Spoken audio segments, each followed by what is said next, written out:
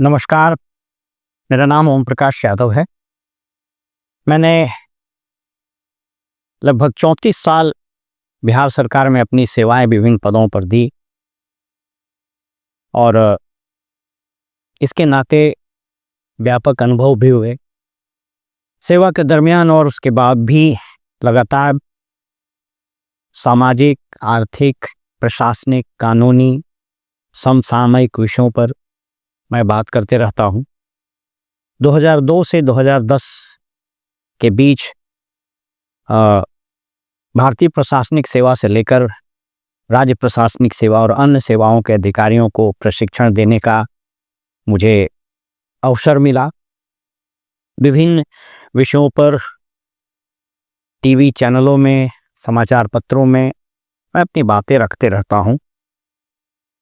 मेरा उद्देश्य बिल्कुल स्पष्ट है कि मैंने जो समाज से लिया है, समाज ने मुझे दिया है, इस राज्य और इस देश ने जो मुझे दिया है, मैं उसको समाज को लौटाना चाहता हूँ।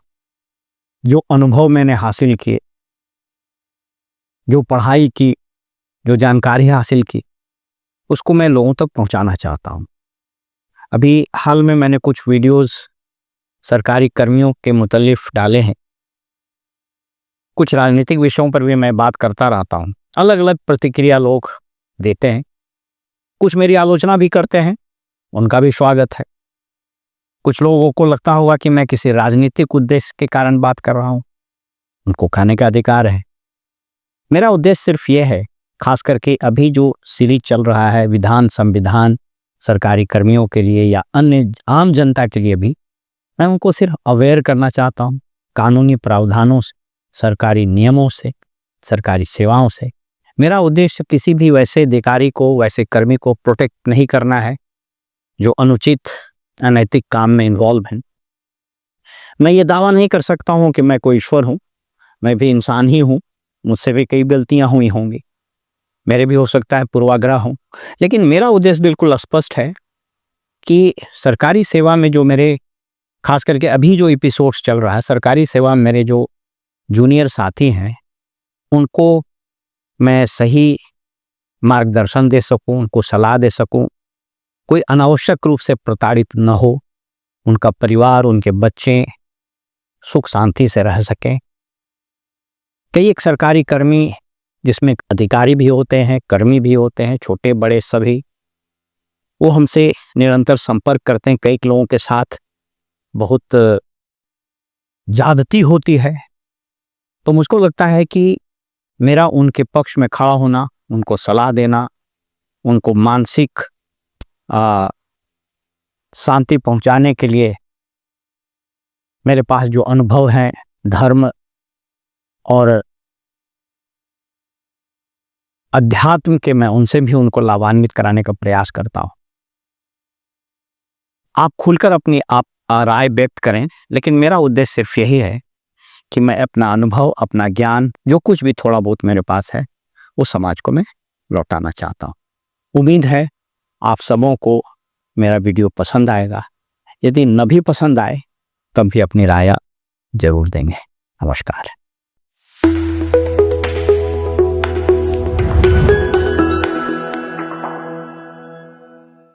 नमस्कार, मेरा नाम है ओम प्रकाश यादव और आप देख रहे हैं वॉइस ऑफ रिपब्लिक।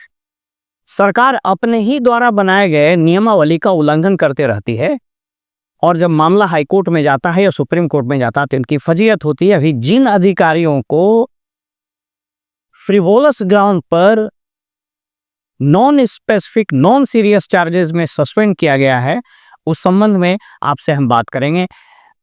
पहले वीडियो में मैंने आपसे बताया था कि सस्पेंशन के कुछ मूलभूत सिद्धांत होते हैं कि उन्हीं आरोप में सस्पेंड किया जाना चाहिए। हर सट्टे किसी अधिकारी को सस्पेंड करना न सिर्फ नेचुरल जस्टिस के विरुद्ध है, अपितु यह राज्य सरकार के खजाने पर, राज्य सरकार के कार्यप्रणाली पर भी प्रतिकूल असर डालते हैं। और इस संबंध में 1950 से लेकर 2024-25 तक न जाने कितने परिपत्र निकले हैं।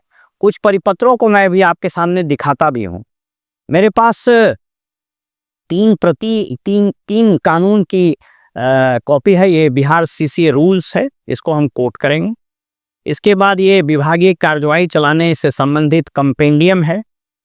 इसके अलावा ये प्रैक्टिस एंड प्रोसीजर मैनुअल है कि चीज़ों को कैसे किया जाता है। और ये मेरे हाथ में सरकार का, इसी सरकार का निकाला हुआ एक परिपत्र है 21 जुलाई 2023 का, जो ये बताता है कि सस्पेंशन करने के क्या सिद्धांत हैं, जिसकी चर्चा मैंने इसके पहले की थी। इसके अतिरिक्त मेरे हाथ में ये सुप्रीम कोर्ट के कुछ महत्वपूर्ण रूलिंग्स हैं, जिसके आधार पर मैं आज आपसे बात करूंगा। सबसे पहले आपको दिखाते हैं कि अभी हाल में ही कुछ डीसीएलआर को निलंबित किया गया है। इस पत्र को जब आप पढ़ेंगे तो आप पाएंगे, मैं उस अधिकारी का नाम नहीं कोट करूंगा, मैं आपको दिखाता हूं। इसमें आरोप यह है कि फलाने फलाने भूमि सुधार उपसमाहर्ता ने ऑफिशियल लॉगिन का प्रयोग न कर अपने निजी लॉगिन से दायर करने संबंधित आरोप प्रतिवेदित करते हुए श्री फलाने को निलंबित कर अनुशासनात्मक कार्रवाई की अनुशंसा राजस्व विभाग ने अपने पत्रांक इतना द्वारा की है।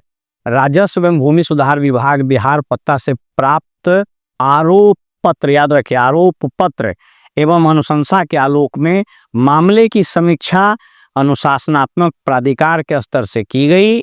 सम्यक समीक्षोपरांत यह पाया गया कि श्री फलाने द्वारा बरती गई शिथिलता एवं कृत्य सरकारी सेवक से अपेक्षित नहीं है। श्री फलाने को उक्त कृत्य के लिए बिहार सरकारी सेवक आचार नियमावली 1976 के प्रावधानों के तहत प्रतिकूल है, इसलिए उनको सीसीए रूल के नियम 9(1) क के प्रावधान के तहत तत्काल प्रभाव से निलंबित किया जाता है। ठीक इसी प्रकार एक दूसरा पत्र है, यह भी एक डीसीएलआर से संबंधित है। इसमें भी वही आरोप है, दाखिल खारिज अपीलवाद को लंबित रखने, भूमि सुधार उपसमाहर्ता के ऑफिशियल लॉगिन का उपयोग न करने, निजी लॉगिन का उपयोग करने, ये पता नहीं क्या है, दायर बाद करने संबंधित आरोप प्रतिवेदित करते हुए किया गया है। राजस्व एवं भूमि सुधार से प्राप्त आरोप पत्र, ये दोनों पत्र और इसी तरीके के पत्र अनाप शनाप निकल रहे हैं, इसको हम बता देते हैं आपको। देखिए, सबसे पहले आप को मैं सुप्रीम कोर्ट का एक आदेश दिखाता हूं।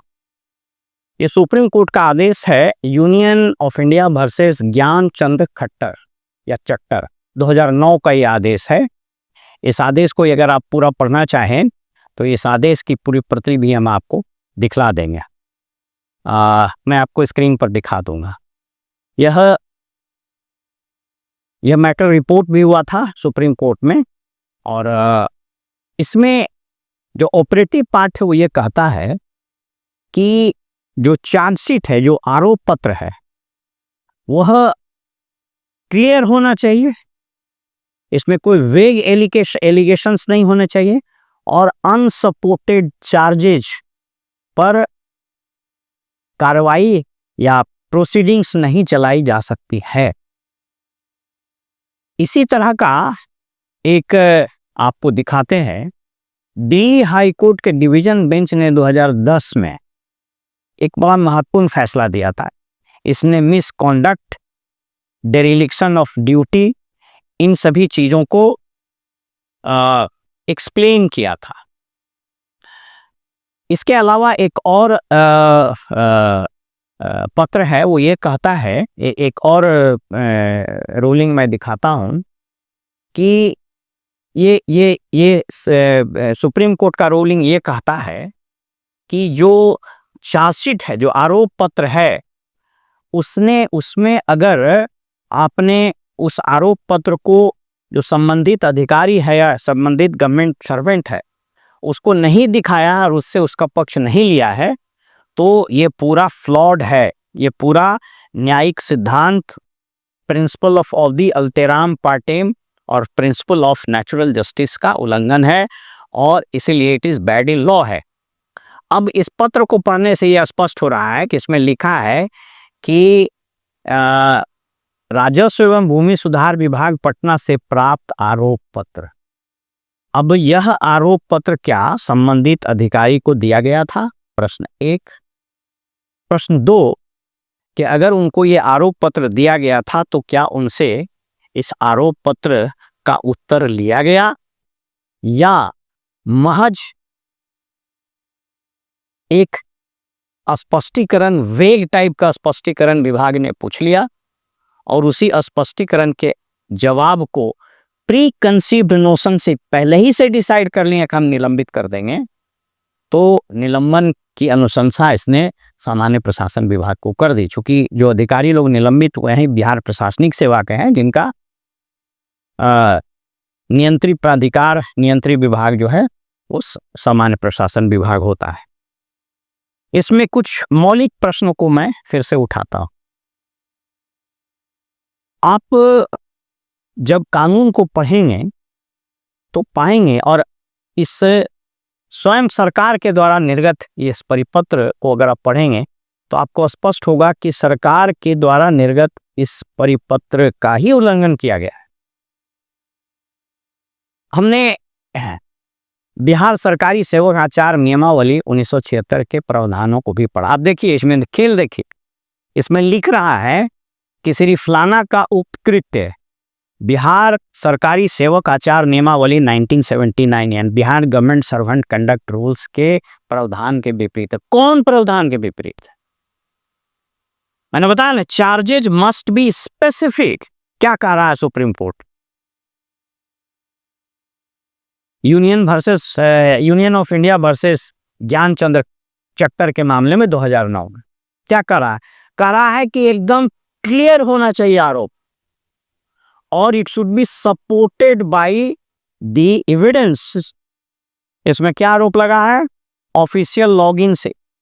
अब ये मैंने कई एक जगह दरियाफ्त करने की कोशिश की। अच्छा, थोड़ा देर के लिए मैं मान भी लिया कि ऑफिशियल लॉगिन से ना हो करके उसके प्राइवेट लॉगिन से हुआ, तो यह तो एक तरह से फैसिलिटेशन है कि अगर आम जनता को या वादी को नहीं समझ में आ रहा है, ऑफिशियल लॉगिन से वो नहीं कर पा रहा है, तो ये तो फैसिलिटेट कर दिया OBCLA ने। और मोरेओवर वो ऑफिशियल लॉगिन और ये क्या है, इसकी क्या ट्रेनिंग दी गई थी? क्या वो बताया गया था? और क्या ये मिसकॉन्डक्ट है?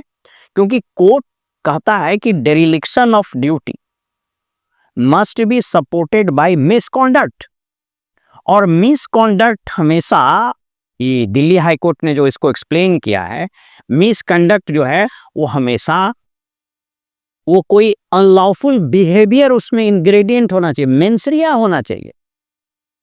थोड़ी देर के लिए मैं मान भी लूं कि यह जो आरोप लगाया गया है कि वाद दाखिल खारिज का अपील वाद लंबित था, तो आपको मेंसरिया देखना पड़ेगा ना कि क्यों लंबित था। क्या उसमें उसने कोई आपराधिक षड्यंत्र किया था? क्या किसी से पैसा मांग रहा था? क्या लोगों को हरास करने के लिए किया गया था? ये ऑफिशियल लॉगिन से न करके पर्सनल लॉगिन से जो किया गया था, तो क्या इसमें कोई उसका मेंसरिया था, कोई मिसकॉन्डक्ट था? मात्र dereliction of duty if it is not supported by the sufficient element of mens rea, it can not be said to have been a charge of dereliction of duty. आपको एक एग्जाम्पल बताता है। फर्ज कीजिए कि मुझको 11 बजे एक मीटिंग में जाने का निर्देश प्राप्त हुआ। मैं घर से निकला 10:30 बजे, क्योंकि 15 मिनट में मैं जहां मीटिंग होनी थी वहां पहुंच सकता था। अब रास्ते में 2 घटना मेरे साथ हो सकती है, आइदर ऑफ द टू। पहली घटना यह हो सकती है कि मेरे गाड़ी का टायर पंचर हो जाए और गाड़ी में उस वक्त स्टेपनी न रहा हो, तो बनाने के लिए मिस्त्री लाना पड़ा। स्टेपनी उस पंचर को बनाया गया, जिसके कारण हम मीटिंग में 11:30 या 11:45 बजे पहुंचे। एक सिचुएशन ये हो सकता है। तो क्या ये डेरिलिक्शन ऑफ ड्यूटी होगा? दूसरा, मुझसे ये अपेक्षा की गई थी कि मैं इस केस को सुन करके जो ऑर्डर पर लिया है इससे 2 दिन में लिख देता। अब उस अधिकारी के पास सफिशिएंट लॉजिस्टिक्स नहीं हो सकते।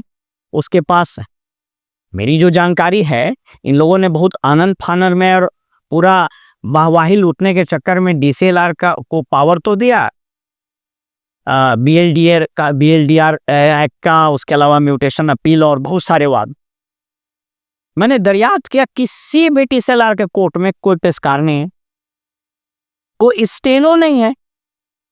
उसका पूरा कार्यालय, उसका पूरा कोर्ट एक कंप्यूटर ऑपरेटर से चल रहा, जो उसके लिए लॉगिन भी करता है और ऑर्डर को अपलोड भी करता है। आप इसको ऐसे समझिए कि अभी जो नया कानून बना है, भारतीय न्याय संहिता और भारतीय नागरिक सुरक्षा संहिता और भारतीय साक्ष्य संहिता, ये तीनों जो मेजर लॉज बने हैं, उसमें बहुत सारे प्रावधान किए गए हैं। फॉरेंसिक कैसे जांच होगी, उसके अलावा इलेक्ट्रॉनिक एविडेंस कैसे होंगे, उस सब चीज़ की होगी। तो सरकार ने क्या किया, केंद्र सरकार ने कहा कि साहब इसके लिए हम लोग इंफ्रास्ट्रक्चर डेवलप करेंगे। हर एक जिले में फॉरेंसिक लैब होगा, फॉरेंसिक्स एक्सपर्ट्स होंगे, उसकी नियुक्ति की जाएगी। इसका मतलब क्या है कि अगर ये नहीं हो पा रहा है तो कानून में जो ये प्रावधान दिए गए हैं, मैं किसी दिन और अलग से वीडियो बना दूंगा कि कौन कौन से वो प्रावधान दिए गए हैं जो अभी नहीं लागू हो रहा है। तो क्या इसके लिए डिस्ट्रिक्ट जज, हाई कोर्ट के जज, सुप्रीम कोर्ट के जज, जुडिशियल मजिस्ट्रेट सबको सस्पेंड कर दिया जाए? ये तो यहां वही बात हो गई। If the court has not been sufficiently substantiated, if the court has not been sufficiently provided with logistics and other secretarial backup, आप उससे कैसे अपेक्षा कर सकते हैं कि इतने सारे आदेश हो लिखते? मैंने कुछ DSLR से बात किया तो उन्होंने कहा कि सर हमारे पास 4 हजार मुकदमे पेंडिंग। जबकि आपको पता है कि एक अधिकारी वो लॉ एंड ऑर्डर ड्यूटी से लेकर के बाकी से, मैं अगेन ये राइडर के साथ बता रहा हूँ कि कोई अगर भ्रष्टाचार में मुलविस है, कोई अगर किसी का क्रिमिनल मेंसरिया है, तो उसको मैं कभी डिफेंड नहीं कर रहा हूं। लेकिन मैं एक जनरल बात बता रहा हूं कि जो ये निलंबन का आरोप लगाया गया है, यह तो इतना हास्यास्पद है कि सुप्रीम कोर्ट के जिस आदेश की मैंने चर्चा की है, Union of India versus Gyanchandra Chhattar 2009 का यह फैसला है, जो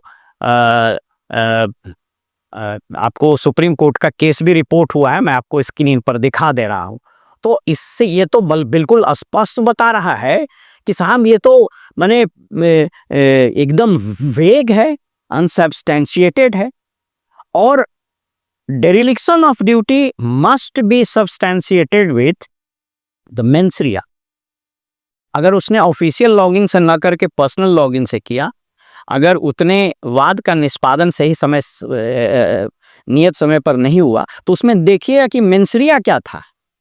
और दिल्ली हाई कोर्ट का यह जजमेंट कहता है कि अगर उसमें मेंसरिया इन्वॉल्व नहीं है, या एक जनरल प्रिंसिपल ऑफ लॉ है जो ये कहता है कि अगर मेंसरिया इन्वॉल्व नहीं है तो सिर्फ इस देरी को आप डेरिलिक्शन ऑफ ड्यूटी नहीं कर सकता। जैसा मैंने आपको एग्जांपल से बताया कि मुझको 11 बजे मीटिंग में पहुंचना था, मेरी गाड़ी पंचर हो गई या ट्रैफिक जाम हो गया, देयर में बी सो मेनी रीजंस, उसके कारण मैं नहीं पहुंच पाया। तो क्या इसको डेरिलिक्शन ऑफ ड्यूटी कहा जाएगा? क्या इसको अनुशासनहीनता कहा जाएगा?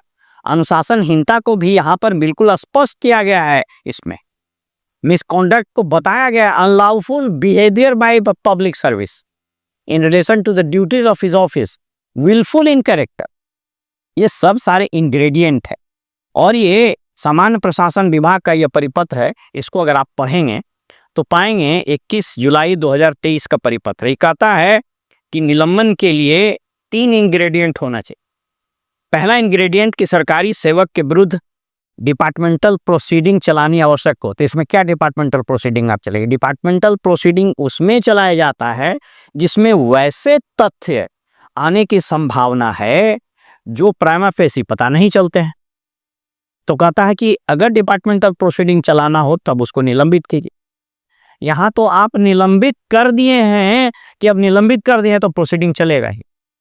दूसरा कहता है कि प्राधिकार की राय में सरकारी सेवक राज्य की सुरक्षा हितों पर प्रतिकूल, सुरक्षा हित क्या पड़ेगा इसका, स्टेट की सिक्योरिटी पर इसका क्या असर है?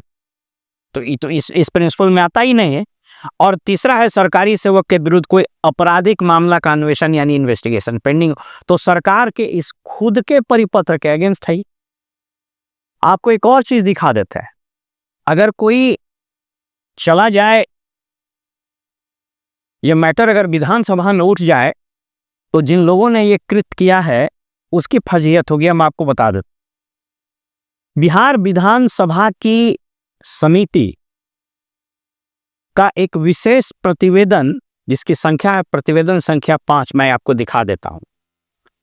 इस प्रतिवेदन में, और मुझको उस वक्त याद भी है, मैं कदाचित उस वक्त विधानसभा के जब चल रहा था इस पर बहस और क्वेश्चन भी हुआ था, तो मैं कदाचित मुझको याद है कि मैं वहाँ था किसी कैपेसिटी में। तो ये विधानसभा की जो समिति है, इसने जो अपना स्पेशल रिपोर्ट विशेष प्रतिवेदन संख्या 5 लिख दिया है, उसमें इस बात पर चिंता व्यक्त की गई थी कि अनावश्यक रूप से सरकारी कर्मियों को निलंबित करके और बड़ी संख्या में उसकी प्रोसीडिंग्स पेंडिंग है, अनावश्यक रूप से लोग सस्पेंड कर दे रहे हैं। इसके बाद यह सरकार ने माना कि साथ अनावश्यक रूप से लोगों को सस्पेंड किया गया है और प्रोसीडिंग चल रही। उसके बाद उसका जल्दी से डिस्पोजल भी लोगों ने किया और उसी के मुतालिक एक परिपत्र भी निकाला, जो परिपत्र आपके सामने हम आपको ये सब सारा चीज़ आपको दिखा देते हैं। ये परिपत्र संख्या है 6286 19/4/2024। तो इन सबों को निकाल करके अगर कोई आदमी हाईकोर्ट चला जाए और ये सुप्रीम कोर्ट का इसका हवाला दे दे, तो मैं आपको बता रहा हूं कि सरकार को बाध्य होकर न सिर्फ ये निलंबन वापस लेने होंगे, अपितु उनकी फजीहत हो जाएगी।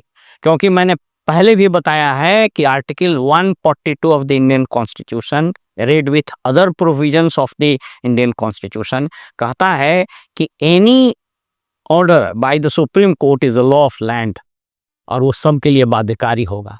और इसी के मद्देनजर मैं आपको 6 प्रिंसिपल्स आपको स्क्रीन पर दिखा देता हूं कि क्या क्या सिद्धांत सरकारी कर्मियों के लिए क्या क्या उसके पास अधिकार है। राइट टू इंक्वायरी कहता है ये अधिकार आपके पास है। नेचुरल जस्टिस का आपका अधिकार है। Clarity of charges must be very much clear, it should be specific, it should be non ambiguous. No dual punishment without basis. इसके अलावा सील्ड कवर प्रोटेक्शन और इनिशिएशन ऑफ प्रोसीडिंग्स, ये चीज मैं आपको दिखा देता हूं। हमेशा याद रखिए कि सुप्रीम कोर्ट ने बिल्कुल स्पष्ट कहा है कि ये रूलिंग्स जो है ये प्रोटेक्ट करते हैं फेयरनेस को, क्लैरिटी को और जस्टिस को। लेकिन दुर्भाग्य से इस राज्य में विन पर चल रहा है लोग, जो राज्य के जो शीर्ष पर बैठे हुए नौकरशाह हैं। क्योंकि कहता है कि जब पॉलिटिकल लीडरशिप कमजोर होता है तो इस तरह का बेलगामी चीज हावी हो जाता है। जिस राज्य में वही स्थिति है। और मैंने बताया कि सरकार किस तरह से अपने ही द्वारा बनाए गए नियम, अपने ही द्वारा निर्गत किए गए परिपत्र, अपने ही द्वारा स्थापित किए गए नियम और सुप्रीम कोर्ट के आदेशों का उल्लंघन कर रही है। फिलहाल हमको इजाजत दीजिए, अगले एपिसोड में हम आपको बताएंगे कि विभागीय कार्यवाही, डिपार्टमेंटल प्रोसीडिंग्स कैसे चलता है, इसमें जो कर्मी हैं उनको अपना बचाव कैसे करना है, क्या डिपार्टमेंटल प्रोसीडिंग चलाने वाला अधिकारी के रूप में बिहेव करेगा उस पर्टिकुलर केस में, उपस्थापन पदाधिकारी की क्या भूमिका है, जो आरोपित कर्मी है सरकारी कर्मी उनके क्या क्या अधिकार हैं, उनको अपने पक्ष कैसे रखने चाहिए, किन किन सिद्धांतों का पालन करते हुए उनको अपने जवाब देने हैं। इन चीज़ों पर भी एक विशेष वीडियो हम आपके साथ शेयर करेंगे। फिलहाल हमें इजाज़त दीजिए और आप देखते रहिए वॉइस ऑफ रिपब्लिक। नमस्कार।